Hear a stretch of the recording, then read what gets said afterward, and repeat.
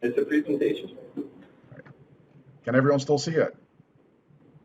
Yeah. Yes. Excellent. Well, good evening, everyone. Sorry for all the technical glitches.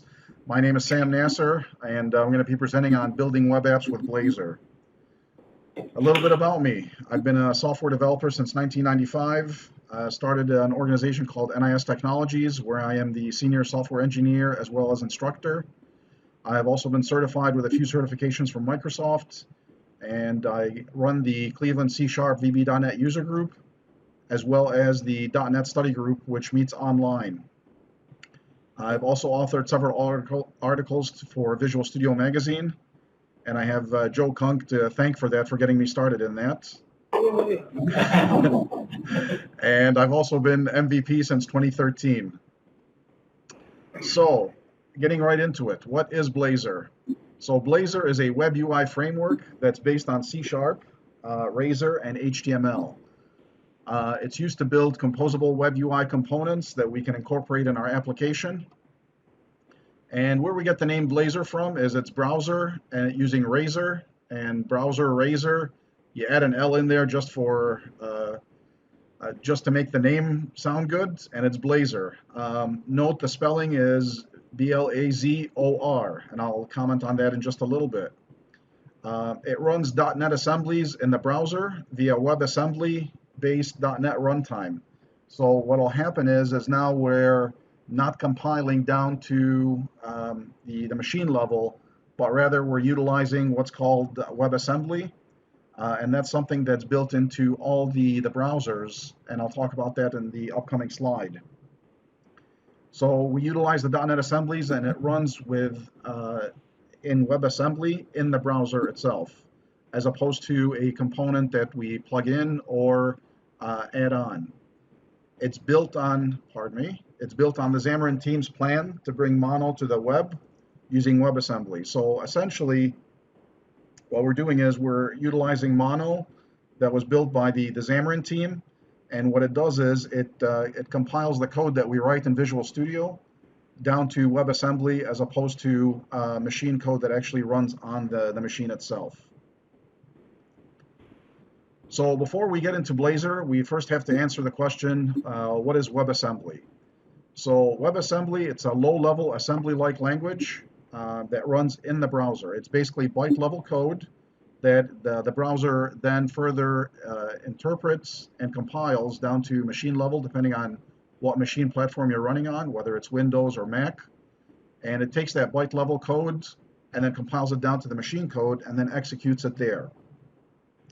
And so now we have a target that we can basically compile the application to a WebAssembly, send it down to the browser. The browser will then take that code and then further compile it down to that specific platform that it's running on, and then actually execute it. So it provides near native performance because we're now talking a low-level language directly to the browser. And it allows us to have a target, so we can utilize C#, which is something that most of us already know, or C or C++. As long as the compile target is WebAssembly, we're actually able to run it in the browser. And it's designed to run alongside JavaScript. So some call it the JavaScript killer. Not necessarily true. It's meant to run alongside JavaScript. It's just a different way of executing code on the client.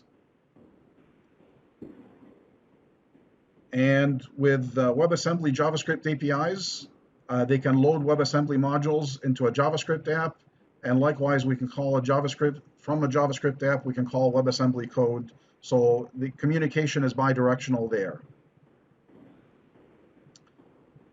So in order for us to be able to utilize WebAssembly, it has to be supported by all the 4 major browsers, which it is. And you'll see that there's Firefox, Chrome, Safari, and Internet Edge. You won't see Internet Explorer on there, and you never will, actually. So this is a compliance issue where the World Wide Web Consortium, along with all the browser manufacturers, decided that now we have a compiled target that will be supported by all the 4 major browsers. So if you have an application that compiles down to WebAssembly, which again is byte level code, the browser should be able to run it within the confines of the browser. Any questions so far?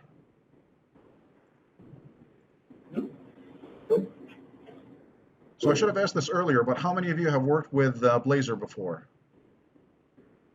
One person, 1.5, two-ish? Okay. Very early version I tested.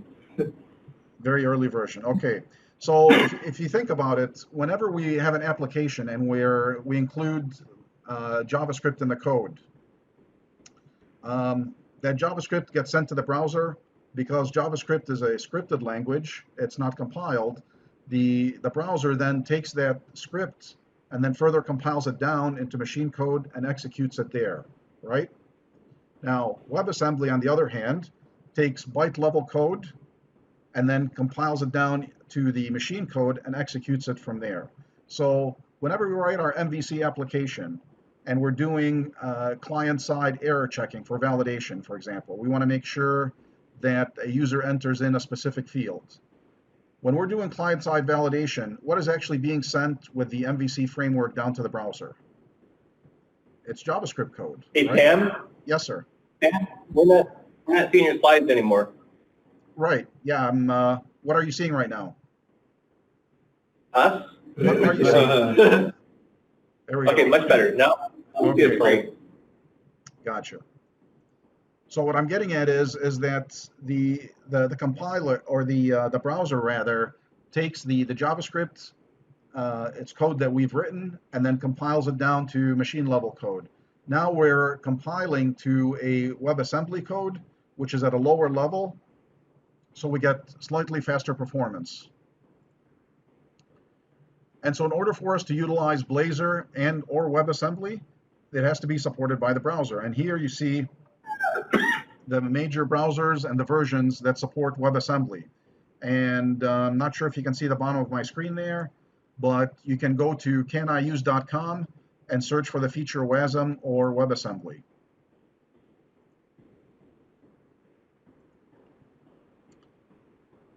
So then the next question that's probably on your minds is, what is Blazor? Is it a way of deploying a UWP or a Xamarin app? And the answer is no, it's not. It is not a plugin that we download into our browser. It is something that is already built into all the browsers.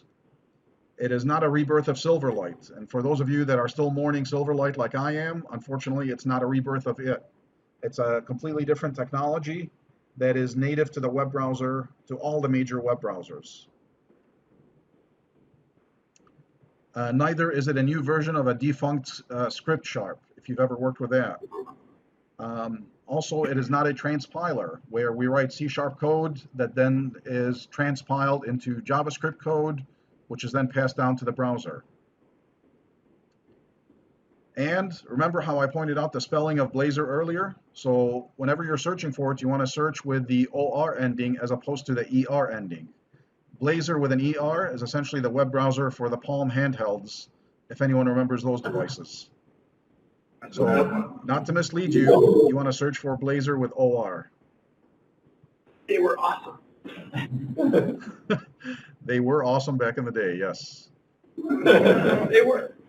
And so what we have is, essentially this is a graphical representation where you have Blazor that essentially encompasses Razor components and .NET, as well as other web assemblies.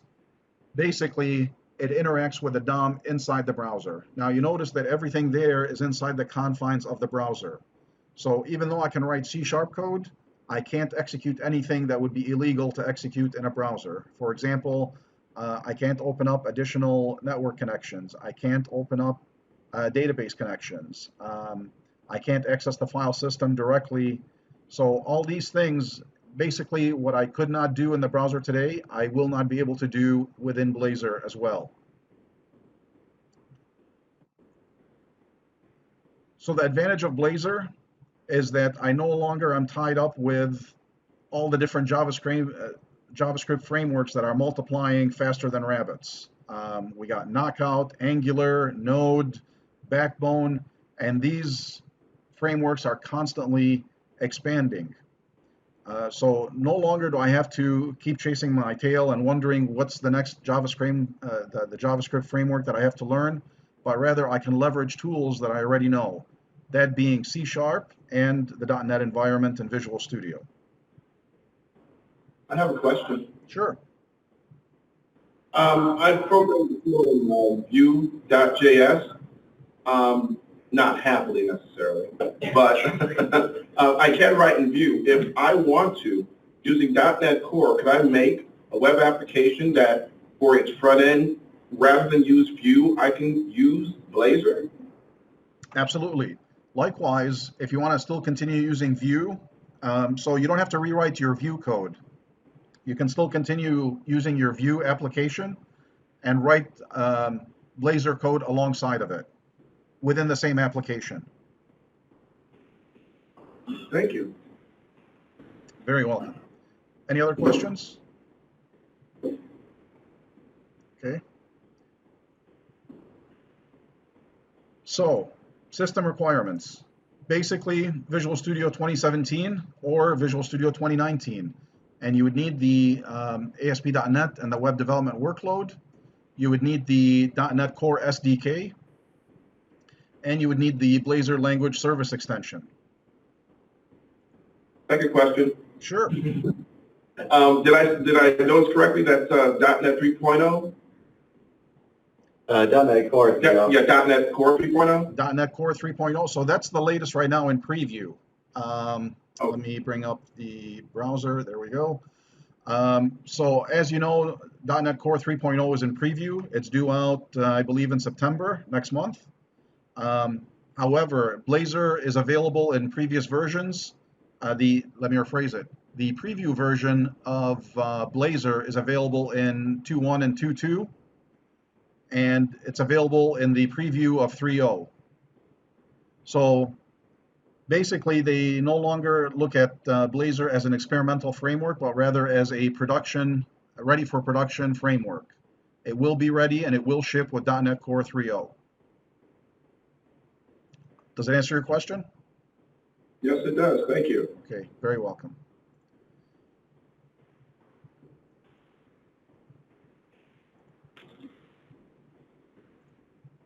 So I'm going to walk you through creating a sample application. And I'm starting Visual Studio. Can everyone still see my screen okay? Yeah. Okay. Yeah. A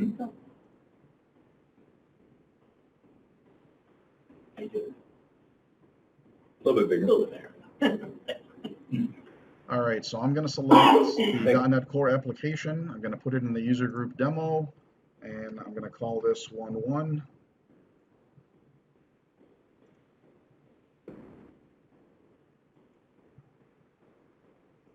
And because I followed what I specified in the slide earlier, where I downloaded the SDK version of .NET Core, so here it gives me 3 templates that are available to me. There's Blazor, there is ASP.NET hosted Blazor, and then Blazor with server-side components.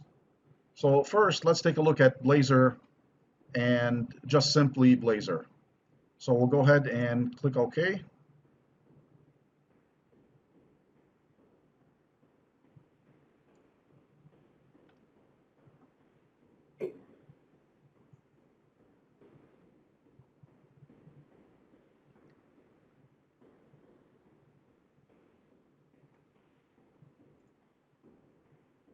And you notice that it just created a one project solution for me. Basically, it's a .NET Core web application. I'm going to go ahead and run it just so you can see some of the functionality that's already built into the template as a demo.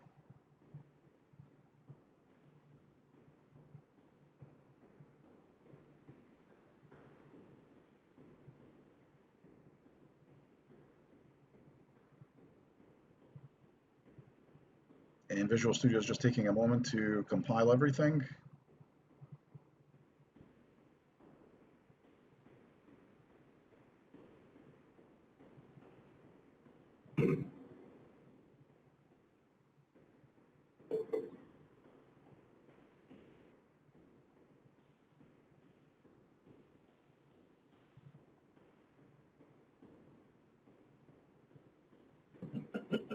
While we're waiting, I gotta ask, how's the pizza tonight?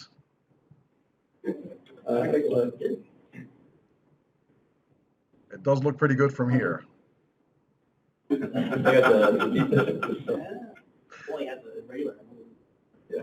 I see that next the same price as the regular. It tastes better. Go for it. Yeah. Our new standard. Or grease. Oh, yeah, that's more grease. More grease. That's more flavor. It gives it a flavor.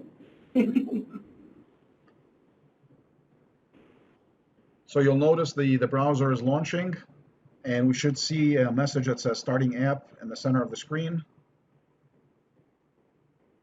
Yep.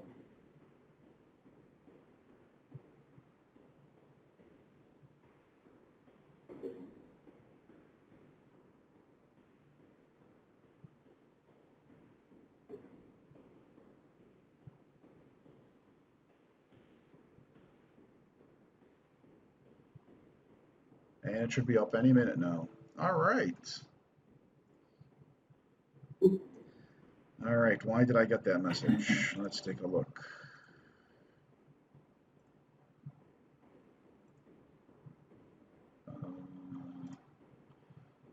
Okay.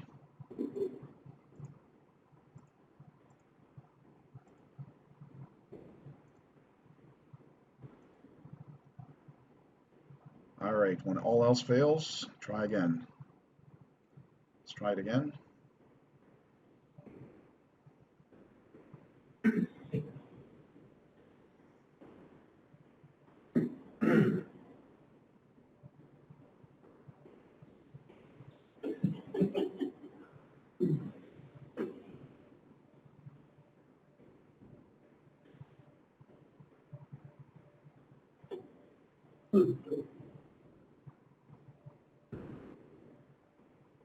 There we go. All right, so if you recall, I selected just the default template for Blazor. I did nothing other than give it a name called Web Application 1.1. And as usual with most .NET applications, it runs it off of localhost and it assigns it a random port number. So this application is part of the demo within the template. And here we see 3 different pieces of functionality inside the app. So first off, there's a hello world message, and it says, how is Blazor working for you? Please take our brief survey. Obviously not much to write home about there. The next one is the counter portion with the click me button. Now if you notice when I click the button, it increments by 1, but notice there is no browser flicker. Everything is running within the browser. It's not going back to a server. And again, if we look at my solution architecture, it's basically one project alone. That's one web project where everything is sent down to the browser. If I look at fetch data, what this is doing is it's simulating a weather forecast where it is going out to the server, retrieving information, and then displaying it on the screen. So let's take a look at the counter functionality. If we look at the actual application itself, we see that within the pages that there are 3 pages. There's the counter.cshtml, and let's open that up. And so at the very top, we have a page directive, and we're specifying the path for that page. So here we have a /counter, and as we see in our browser, there is the /counter specified in the URL. And if you'll notice, there's some sample HTML tags here, an H1 and a paragraph element, and then embedded inside the paragraph element, I'm actually making a call to current count, which is a variable. So this variable is referenced inside a C# code, which is embedded inside the function tag. So here inside my Razor page, I have the add functions directive, and there I specified a C class method where I specified a variable.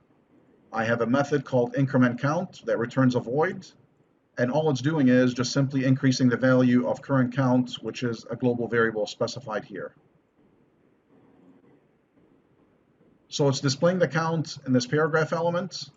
Next is this button element, And in here, I'm specifying the class from Bootstrap, and then the on-click event handler, it's making a call to the increment count method.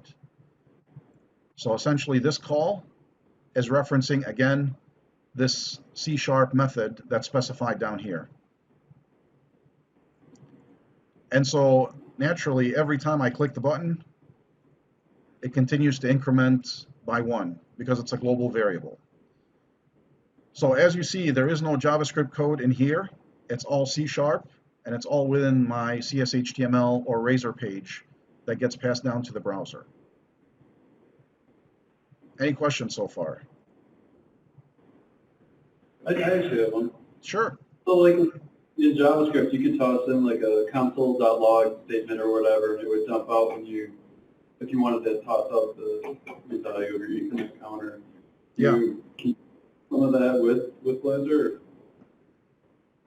There is, and you can. I don't know the exact syntax off the top though.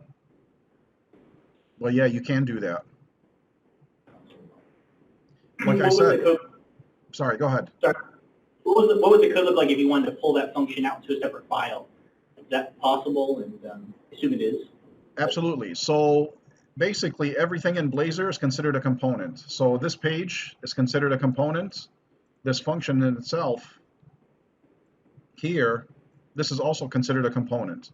So I can utilize that in other places all by simply referencing it. So it's very componentized, if that's a word, where I can break everything into components and then utilize them all over the place. Are you making like just adding a class and then using like a using statement kind of thing?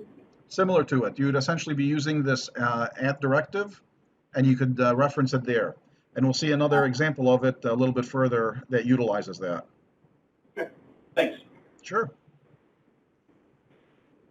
Any other questions? Can you reference objects between the different pages? Yes, you can. In addition, in an upcoming example, you can actually have a third project using basically a DLL library that you can reference for both server side as well as client side.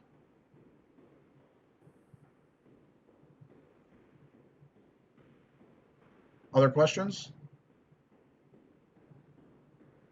All right. Yes, sir. How fast is it? Or maybe that's a question for later on in the presentation. How fast is it? Yes. So it's a little bit faster because we're now compiling, instead of creating HTML and JavaScript and sending it to the browser, we're creating HTML and WebAssembly code, which is essentially just in time, or code to be compiled just in time. So it's assembly level code that's sent to the browser and then compiled further down to the machine level and executed on that machine platform. So if you think about it, previous to Blazor, you had JavaScript that was sent to the browser. It was then interpreted and then compiled into the machine code and to run on that specific machine, whether you're running on a Mac, a Linux, or a Windows machine, right? Now, we're bypassing that interpretation of the script and going straight down to a lower level code that will then be compiled faster on the machine and run faster there. So we're saving a step, essentially. Yep. Make sense? What's the experience like if you need to debug that increment function, for instance? How do you do that? Yeah. If you want to debug that, so there are debug tools that are available with 1.0, and you certainly can run it. You can debug your C# code within the browser and be able to execute it from there.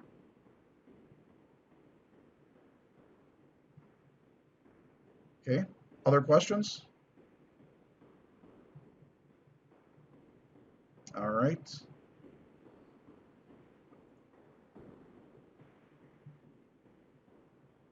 So this was the sample page for the counter. Now, taking a look at the fetch data example.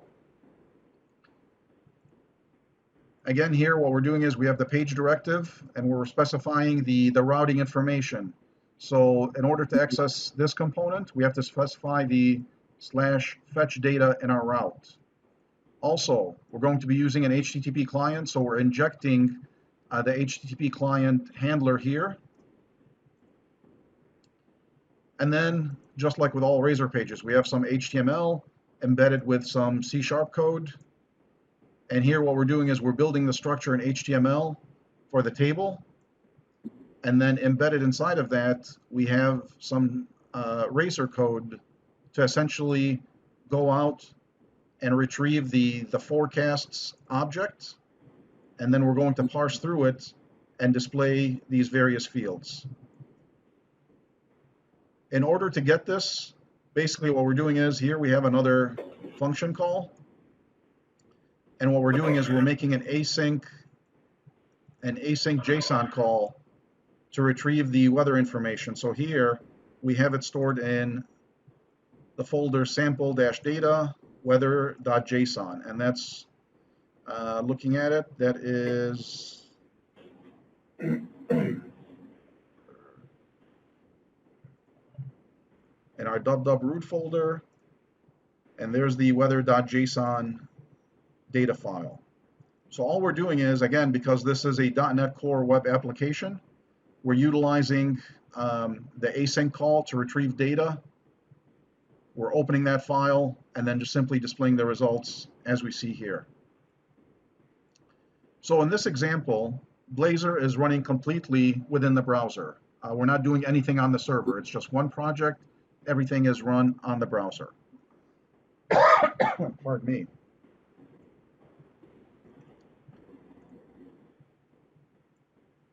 This is another example that's almost identical to the one that I was showing you. The only difference is I modified the component for the counter. The modification here is that I took the function for the current count and I added in a parameter here, incremental count. Essentially what I want to do is every time I call increment count, I want to be able to pass in a variable that can increment by that number. So I can modify my code here. So it would be plus equals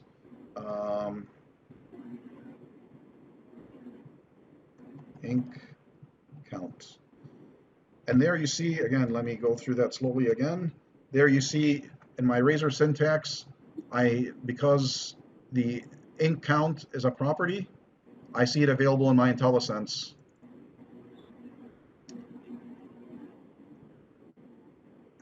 And so just like I'm able to make this a component and utilize it, if I take a look at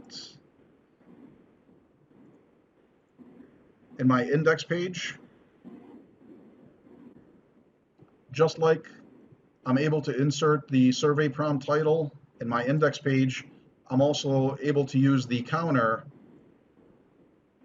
And notice this tag matches the name of the route of the page that's specified here. So now I made this into a component. Well, I didn't make it. It is by its nature a component in itself. I am now referencing that component in my index page. So now when I run this project,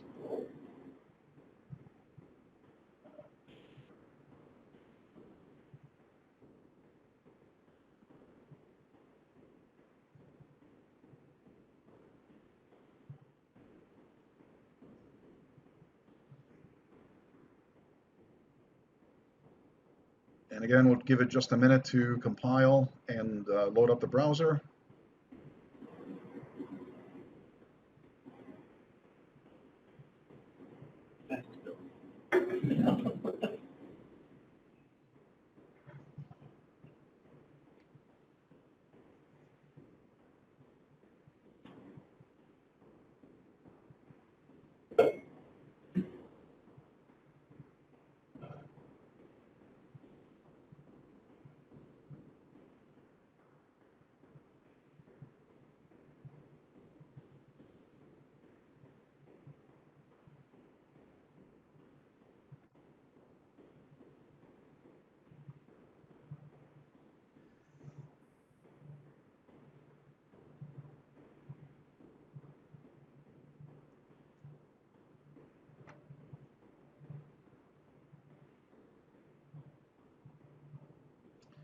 you'll see that in my home page, I have the familiar hello world message and the prompt, how is Blazor working for you?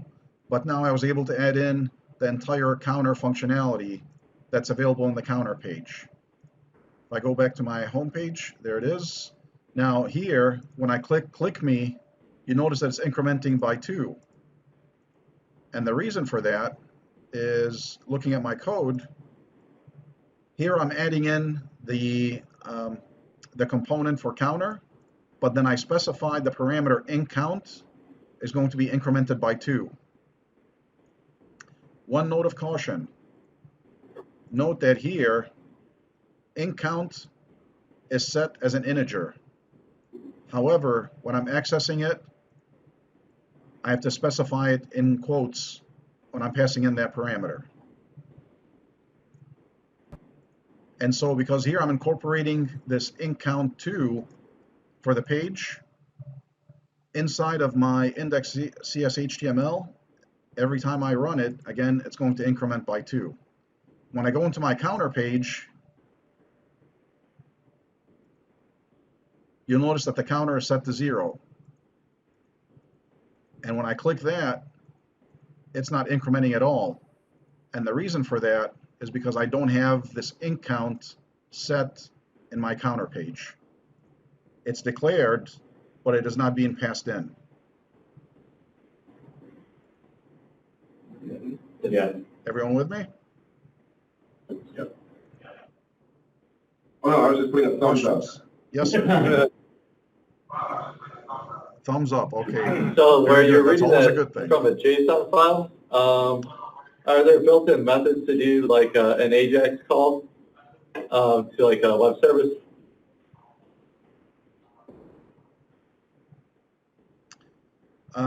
So the web service will be demonstrated in the next demo. In this case, I was just simply doing a HTTP JSON call and doing it asynchronously.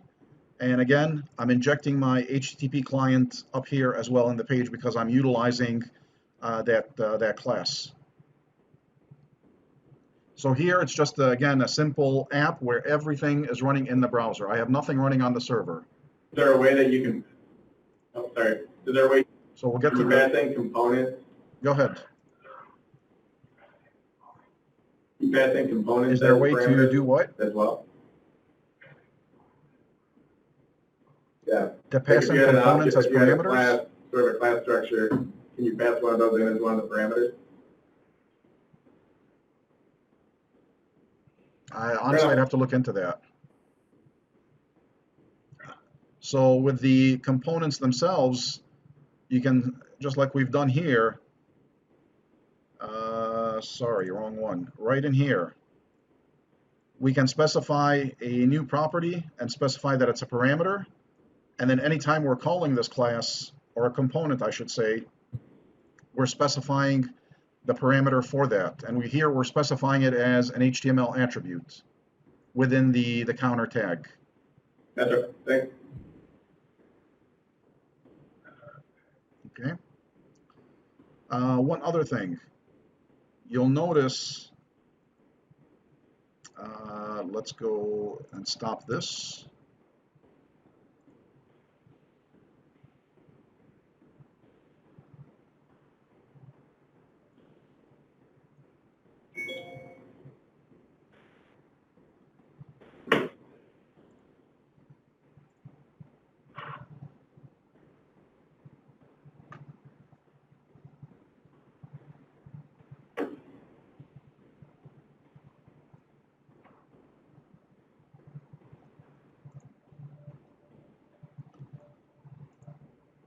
So you'll notice here with the counter page, obviously I'm using good naming methodology.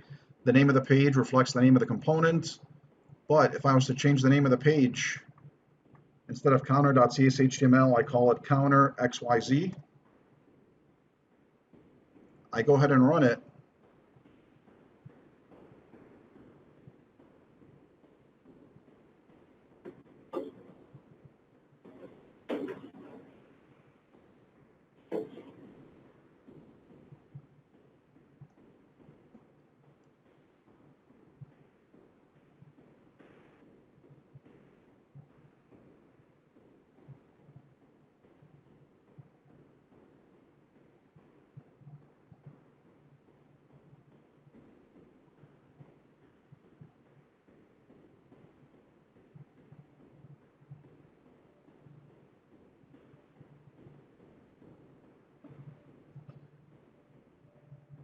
So here we see the loading message, and I'll show you where that's coming from in just a second. But if you recall, I changed the name of my counter CSHTML, but you see that it's still working. As long as the route that's specified in the URL matches the name of the component here, the file name is disregarded, basically. So I can call the file name anything I want. It's basically the name of the component that's specified inside, just like we have with any project that we utilize in C#. It's not so much the file name, but it's the name of the class that carries all the weight. Now, looking at my application,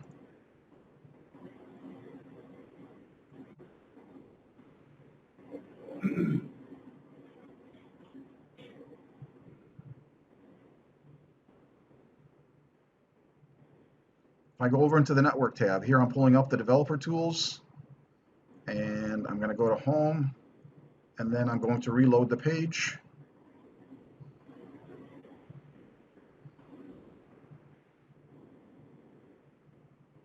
You'll see that there's a mono.js and a mono.wasm file, as well as a Blazor WebAssembly.js file. However, looking in the solution,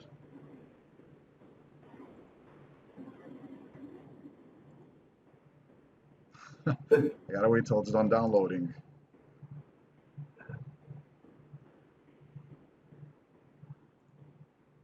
Looking in the solution, there are no JS files. So everything was essentially created on the fly as far as part of the template for getting everything to run on here. Now, also, you'll notice that there's DLLs that are also being compiled and downloaded. So I call my application web application 1.1, and there's the PDB for that application. There are other DLLs that are accompanying that application. So system.dll, system.core.dll. All of these are being sent down to the browser, as you see inside the network tab, as well as my standard site.css and bootstrap files. So all these DLLs are essentially needed in order for that .NET code to run and to be able to be interpreted by the mono runtime. So the mono.wasm, this is the WebAssembly file that essentially gets everything bootstrapped and executed and spun up. If I look in my application again, you'll see that I have a program.cs and a startup.cs. You notice the startup.cs, all it is, it's just referencing the app component. And if we look at the app.cshtml,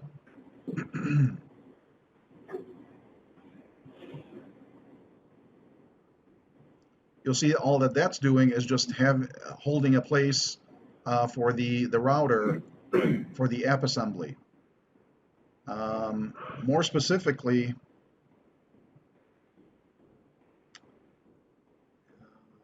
index.cshtml. Wrong one. There we go. So this is the index.html that essentially pulls in all the necessary files for Bootstrap, for the CSS, and then all it is we have an app element here. By default, it shows loading, and then we make a reference to the WebAssembly.js file. Once everything gets spun up, we start replacing the contents of this app tag as specified in the in the startup.cs. So once again here we're referencing the app tag that's inside index.html. By default it says loading, and then once the application is loaded, then we simply modify the contents of this tag. Make sense? Yep. Yeah. So we've lost I'm Joe. back. He's still there. What do I have to do to bring you back, Joe? Okay. All right. So Any questions regarding Blazor client side? DLL files like it would anything else? Browser. Is it caching all those DLL files? Yes. It's only when I reload them, then again, they get re-downloaded into the browser again. Is it? But essentially, they stay resident as I maneuver from one page to the other.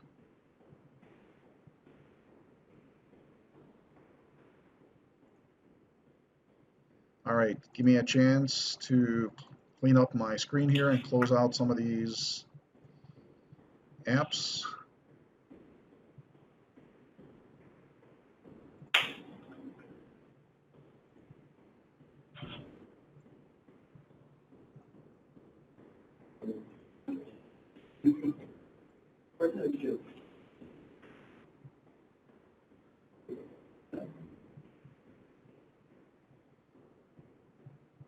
Okay, so now that's client side. Let's take a look at server side components. Actually, sorry, there was a question regarding can we make service calls to the server, and that's what I'm going to demonstrate in this demo. So again, No. sorry, was that a question? I'm waiting to see what the code looks like. Oh, okay, sure. So I'm going to put this in the UG demo folder called Web Application 2.2. I'm going to select the core web application, select OK.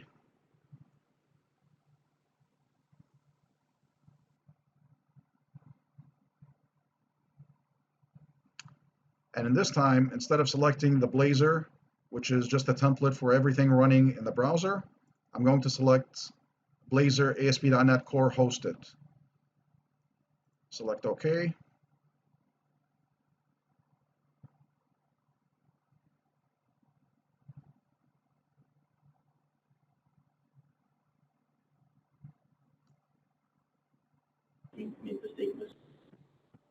Oh, you're back.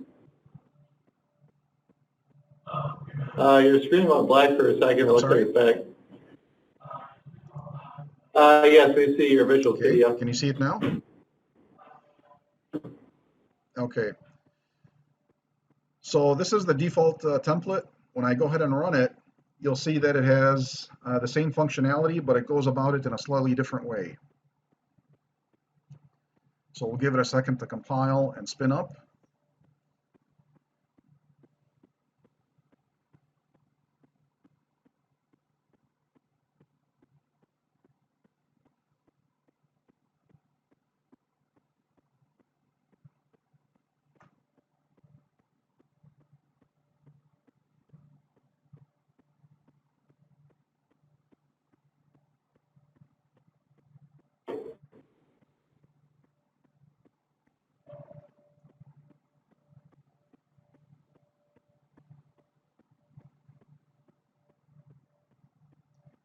While it's doing that, if we take a look at the solution architecture, we see that we no longer have just one project, but rather we have three separate projects. We have one called client, one called server, and one that's called shared. And you notice that the shared project is a class library as opposed to a web project.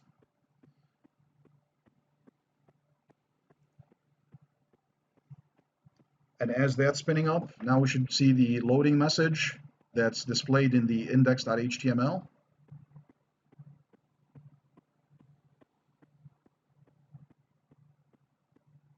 Should come up any second now. There we go.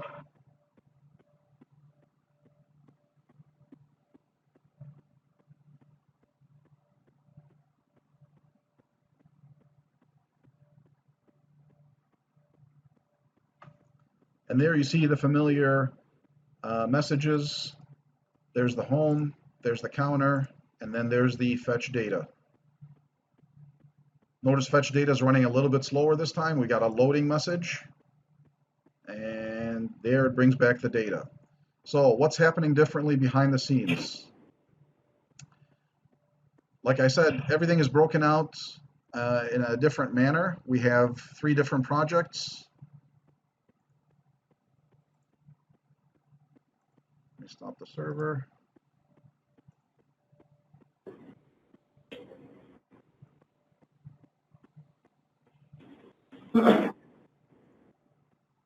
So we have a client project, we have the server project, and then we have a shared project. Inside the share project, we have a weatherforecast.cs, which is a class file, and it's basically all it is. It's just a class file that's holding a data structure for date, temperature, summary, and then temperature in Fahrenheit. There are no methods inside this class. It's just the data structure alone. Where's this data structure accessed? If we right-click on it and select Find All References, you'll see that it's referenced in both the client project as well as in the server project. In the client project, looking at the pages, let's take a look at Fetch Data. What it's doing here, again, it's making an async JSON call. And here, again, it's using the HTTP client. And there you see a reference to the shared library and the using statements. Except here, this time, we're not just accessing a folder structure, but rather you'll notice that it's accessing an API. If you look at the server project, we have in the controllers folder, we have a sample data controllers. And in here, this controller acts like a web API controller. Actually, it is an API controller. So we have the route set up for API/controller.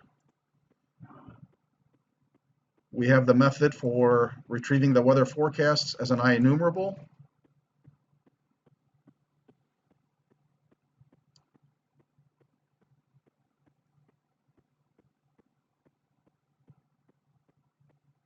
And so what will happen is, basically, every time we make a call, here, let's put a breakpoint here.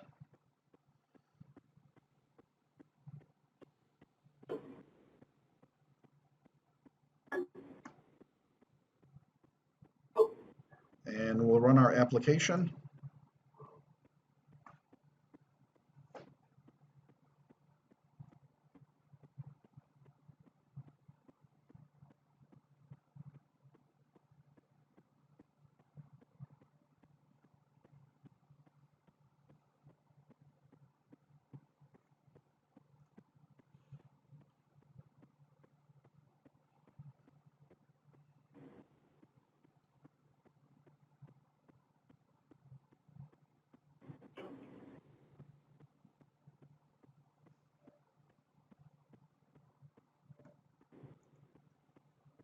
If I inspect the page, I should see the familiar culprits in the network tab.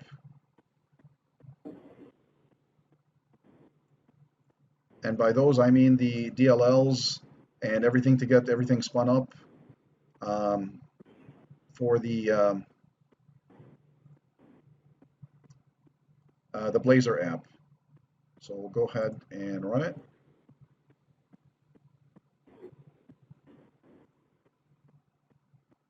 And there's my Bootstrap and Site CSS. I also see my Blazor WebAssembly.js, my mono.js, and mono.wasm.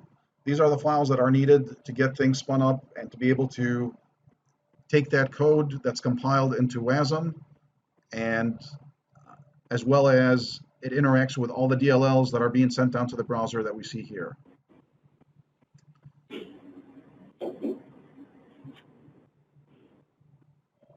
Now, if I go over into my fetch data, we'll see the loading message, but then you see that now it's hitting my breakpoint in the browser because now it's making an API call to the server and it's trying to retrieve that information, and hence it's hitting my breakpoint here. You'll also notice that this weather forecast, it's instantiating that class that's defined inside the shared project. Likewise, this weather forecast class is also referenced inside my fetchData.cshtml, which is running over on the client project. So this is a perfect example where I can have a library that is utilized by both client side as well as the server side. And as we see in this example, we got client server as well as the shared project here. So continuing on, now that I am here at the breakpoint for the get operation, I'm going to go ahead and run through it. And what it's doing is it's retrieving all the elements from the weather forecast class. And I'll go ahead and continue. And it brings it back into the browser.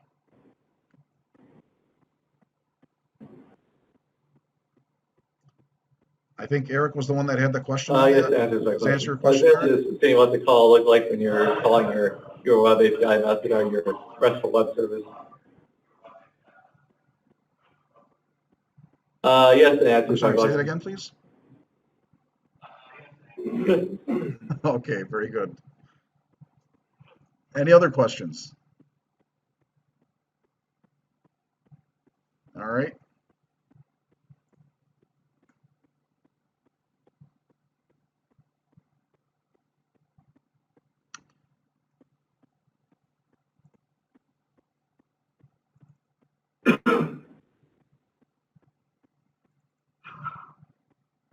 When you're referencing like the shared libraries that you have, will the compiler or will it be runtime? Will they tell you like what isn't available, and or is it following like Net Standard 2.0 or something like that, or you know what I mean?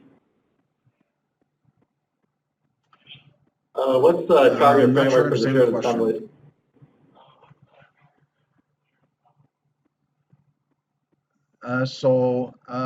It would be, we're utilizing the .NET standard libraries, and anything that we're utilizing in the code essentially gets sent down to the browser. So if we take a look at here, again, within the network tab, So that's like a .NET standard assembly then? Okay, cool. yes. So we have all the DLLs that are being utilized, including the one that we created ourselves, Web Application 2.2 Client.dll. That's downloaded to the browser, as well as Web Application 2.2 Shared DLL. That's also downloaded in the browser. Now the server one is actually running on the server, so therefore it's not being downloaded into the browser. So this is a combination where we're utilizing the solution where we have a project that runs specifically on the client, a project that runs on the server, and then one that is shared among the two. So in this case, it's just a data structure that's being housed in here, but I could also have methods for any calculating custom or proprietary formulas, conversions, that sort of thing, I can house in here. What happens when you try to make like a SQL database call or something like that? And it goes to your... So the database call, you would have to use that on the server end and pass it to the client. Again, Blazor is not going to allow you to do anything that you currently cannot do in the browser. So just like we can have components or we can have the UI elements in the browser tied to a web API call where we retrieve the data and populate that field with it. Again, that call is being made on the server. It's not being made, we're not accessing the database directly from the browser. Would it be like at the compiling of the app time or? So, yeah, right. No, during runtime, you'd actually get a operation not allowed exception, I believe it's called. Okay. So it would throw an exception during runtime.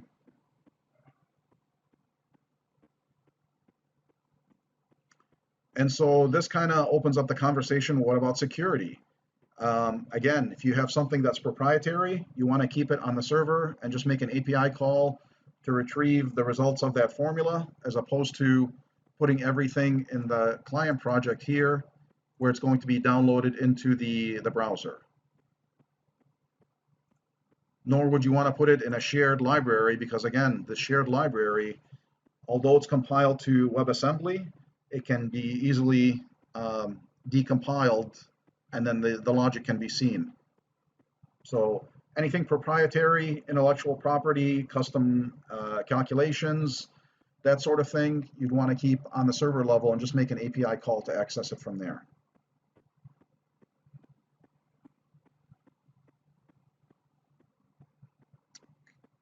Any other questions? I'm still in the back of the room. I see Joe's not back yet. In the back of the room, all right. All behave. Very good. All right. Any questions? Okay.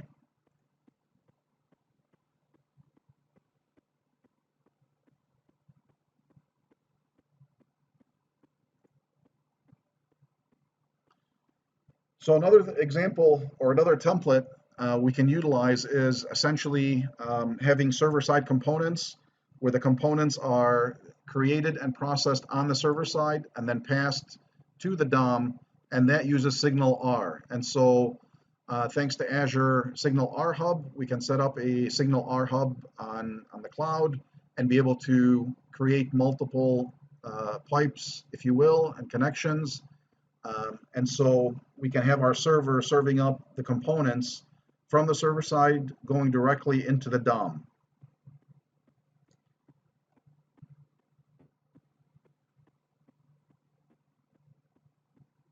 So some frequently asked questions that often pop up. Is the total .NET Standard 2.0 supported? Things like TCP, UDP, sockets, etc. Short answer is yes. However, as you see here at the bottom, if you try to do something that is normally not supported by a browser, you're going to get platform not supported exception, and there's the exact name for it.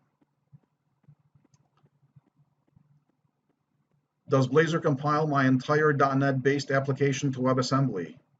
No, only the runtime, the .NET runtime itself is compiled to WebAssembly, which means that now I can utilize Vue.js, Node.js, Angular, any other JavaScript framework that I'm utilizing. I can utilize that alongside with Blazor, and then only the .NET runtime items are compiled to WebAssembly. Any other existing JavaScript code will be sent to the browser. Dan, I don't understand that. So you're saying that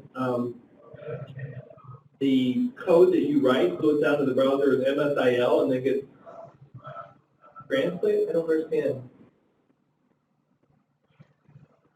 No, sir, not as MSIL. MSIL is only for the .NET framework. So WebAssembly is similar to MSIL in the sense that it's byte level code, and it's compiled by the browser for the platform that it's on. Itself is compiled. You're including the custom code. I'm including custom code, yes, and it's compiled down to WebAssembly code. I just got confused there because I thought maybe you were saying only the framework itself got compiled itself. Okay, so the runtime meaning whatever you compile. Okay.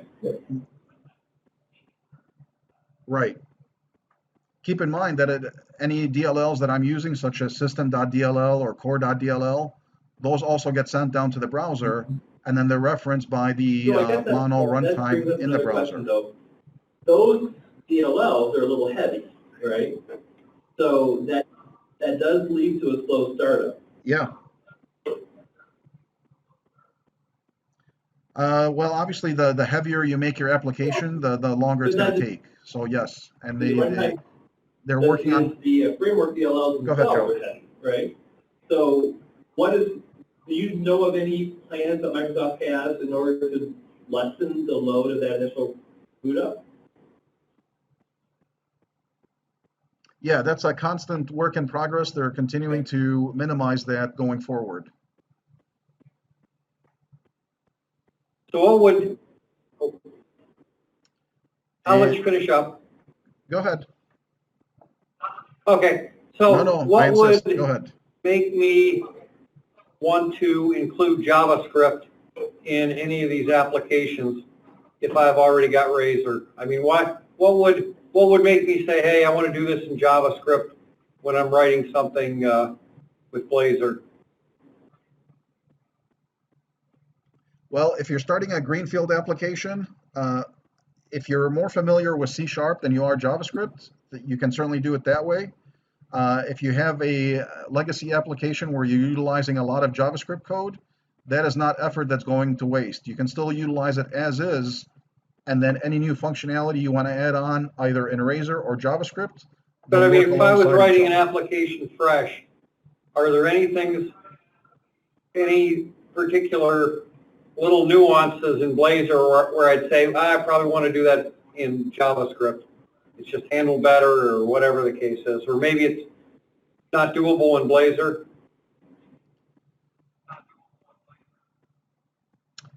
I think what it would come down to essentially is how familiar you are with either framework. I mean, if you're equally familiar with both, then Okay. it's basically pick your poison. But the advantage of Blazor is that you don't have to learn any new JavaScript framework, and you're staying within the same language, within the same development environment that we've all Right, but if used over the I'm years. used to developing in Angular, then there isn't anything I couldn't do in Blazor that I'm already doing in Angular.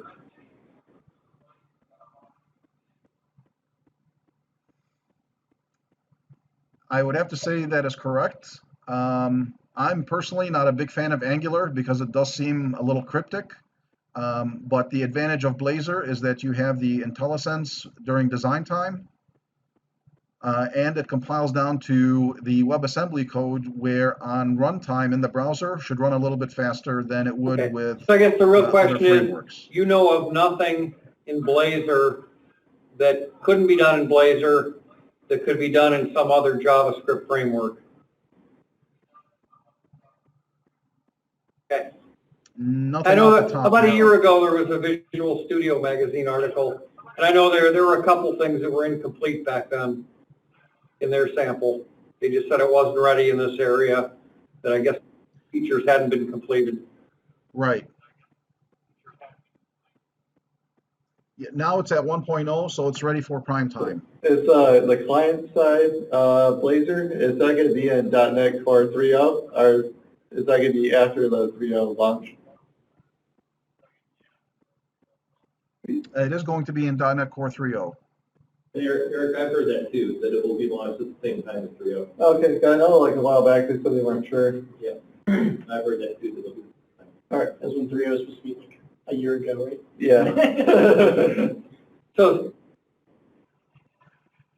So this framework has been around for about a year and a half in an experimental phase, and obviously a lot of things have happened. It started out with Steve Sanderson saying, well, now that we have WebAssembly as a target and we have Mono, can we use Mono to compile down to WebAssembly?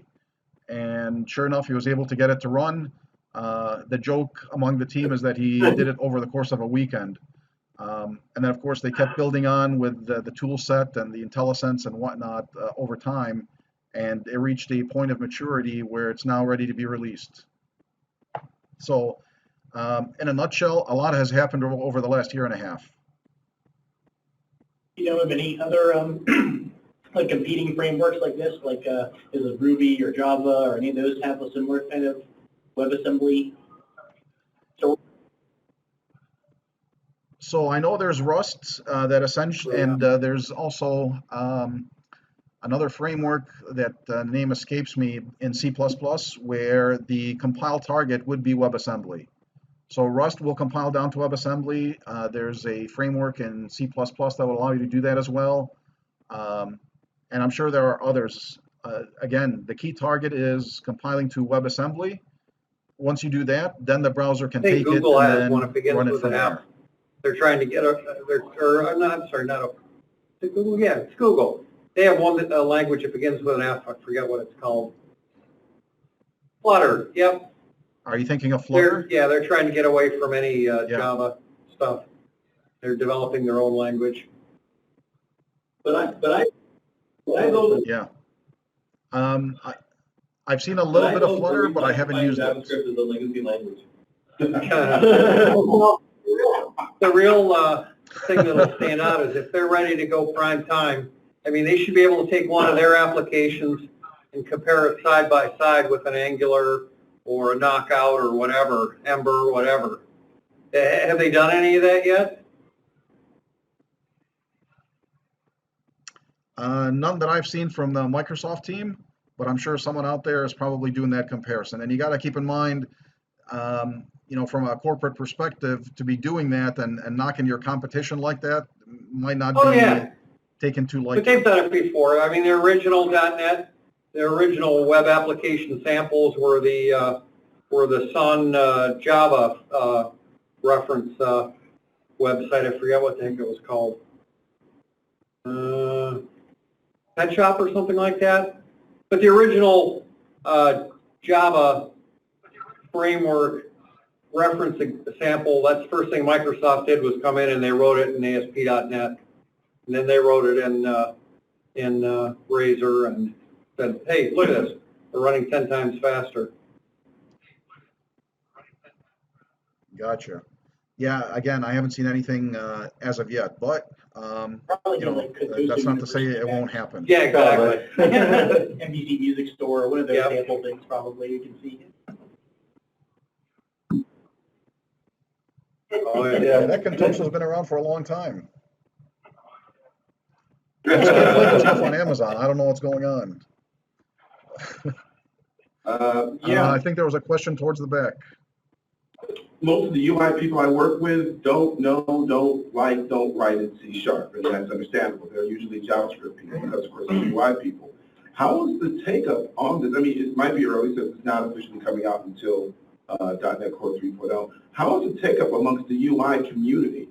Is there a danger in giving C# programmers this much power in a UI? Because, you know, typically we're not the best designers, but, you know. I can make something look good enough not to be ugly. But usually I look at take it over to the UI. I'm sorry, seriously, the question. People that normally are in UI, is there a pretty good take-up so far of them using Blazor? Well, keep in mind that Blazor doesn't completely omit the need for CSS or HTML. I mean, as a matter of fact, looking at the sample application here, we'll take a look at the counter. I'm still using standard HTML elements here. And if we look in my browser, I'm still using Bootstrap and site.css as seen here. So I'm not completely doing away with the UI design aspect of it, nor am I turning all the UI over to C#. I'm just simply utilizing or able to utilize C# for my functionality and behavior in the browser. All right, I can still use JavaScript. But some of my UI friends look at me very mean when I mention Bootstrap. Oh, of course, because it's prepackaged, and anything prepackaged for a designer is no good. It all has to be customized. So that I can understand. But that's not to say that UI designers are going to be out of a job. Again, we as developers, we need their site.css content. We need all the styling elements, whether it's Bootstrap or not. And they run they're independent of each other, but they work together, if that makes sense. So as you see on my page, if I view page source, you'll see that there are references to the style sheet and the Bootstrap. And then here in the body element, all I have is the loading tag inside the app element, and then this app element is where all the magic happens.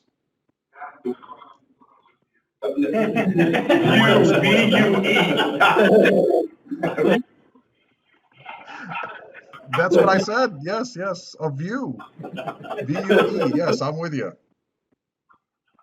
Yeah, and so it's the same syntax as well. You know, if you look at the the whole idea of having everything as a component, that borrows from React/Angular/Vue, and I'm able to componentize these items and then use them in multiple pages like we had seen with the counter. I was able to embed that inside my my index page.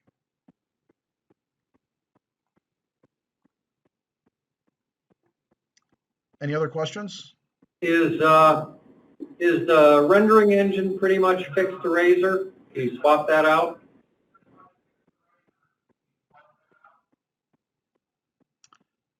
Is it fixed to Razor? At this time, yes, it is.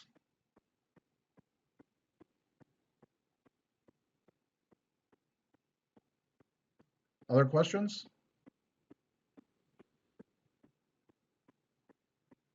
All right.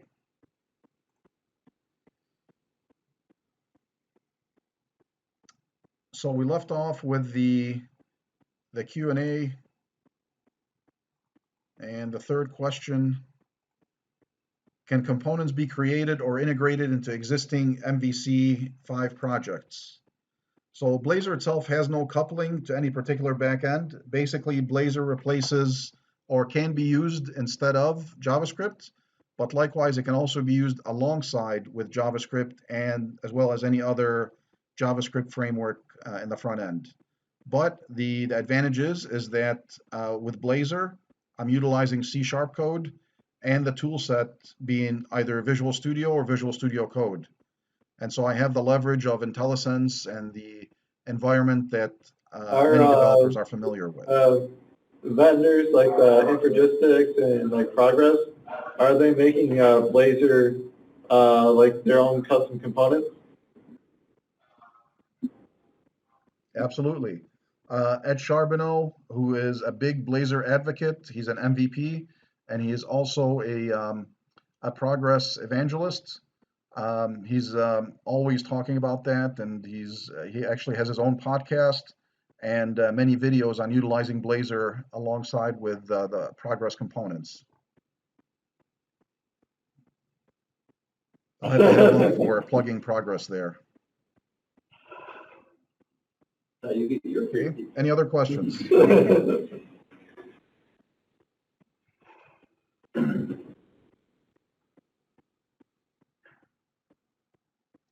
All right. If there's no questions for me, I got some questions for you. What have we learned here today?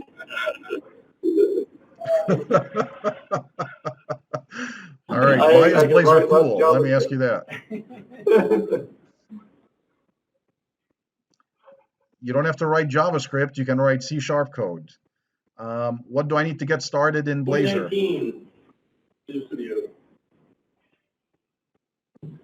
.NET Or Core 3.0, or there is a preview in Core 2.1 and 2.2. correct, which means I can also use it in Visual Studio 2017 as well. What are some advantages of Blazor? Compiled to native.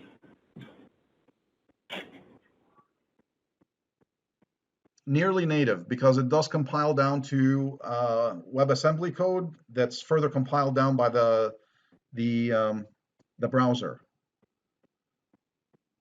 Can I write any kind of code and send it to the browser? You can't make a database connection. So technically I can, but when it goes to run in the browser, what's going to happen? I'm going to get an exception, correct. And what tools can I use to write Visual Blazor code? or Visual Studio Code? Correct. And when is 1.0 coming out?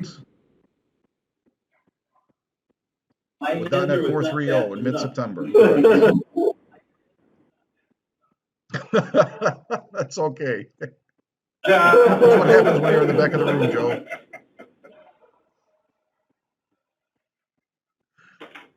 All right.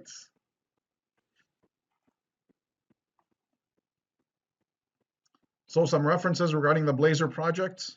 If you go to blazor.net, that will actually redirect you to the docs Microsoft because Blazor.net was the site that they utilized when Blazor was experimental.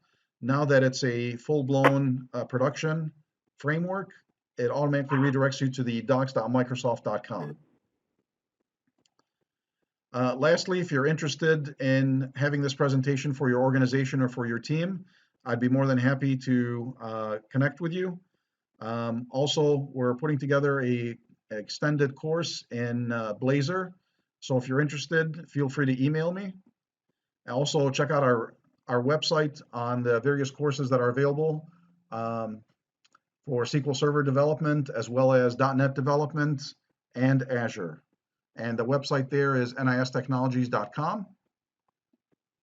And last but not least, my contact information. Although the presentation is over, let's continue the conversation. Should you have any questions or need any help with your Blazor app, feel free to reach out to me. My email is snasser@nistechnologies.com. You can also find me on Twitter, and I invite you to connect with me on LinkedIn. So with that, if there are no more questions, thank you. I thank you all for attending.